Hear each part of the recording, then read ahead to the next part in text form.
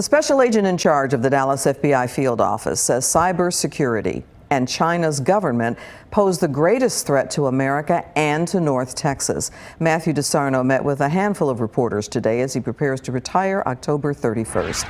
Fox 4 Sean Rabb among the reporters invited in for that conversation. Sean. A conversation today, Clarice, where Matt DeSarno looked back at the calendar of his tenure and the experiences here in the Dallas field office as he led this office of the FBI. But he also looked forward at what he sees as the greatest threat facing us, as you said, cybersecurity and the Communist Party of China. Area I think where we have the most long-term vulnerability is in cyber in general. That's both criminal cyber and national security cyber. And then the efforts, the ongoing overt efforts of the Chinese Communist Party to replace the United States as the global power. Concerned to the point of the FBI holding a summit Tuesday with more than 100 Texas University administrators and faculty on how to protect against intellectual property theft by foreign nations. How are we in academia in Texas going to best protect our researchers and our research from being stolen? Matthew DeSarno, who followed his father's FBI footsteps, soon ends his career with 3.5 years as special agent in charge of the Dallas division. Career moments here include the 2019 attack on the federal building in downtown Dallas.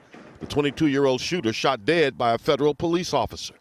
The protest across the country following the killing of George Floyd by a Minnesota police officer, Derek Chauvin, in 2020. During that time period, we spent a lot of time ensuring that we were protecting people's First Amendment rights and holding criminals accountable for criminal activity. Then the January 6th riots at the Capitol. Nearly 50 people from the Dallas field office, including alleged leaders of the insurrection like Oath Keepers Elmer Stewart Rhodes, who's on trial now. That brand of extremism was present in our AOR, which we knew it was present, but we saw the scope of it.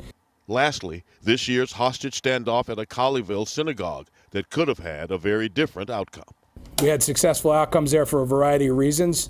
Probably most significantly, the behavior of and the conduct of the hostages, combined with the professionalism and true heroism of both the hostages and the negotiators.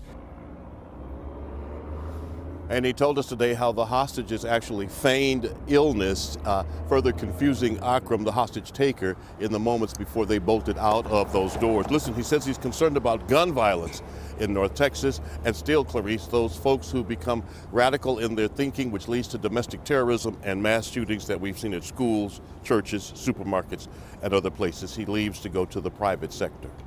Sean Rabb live at the Dallas FBI field office. Sean, thank you.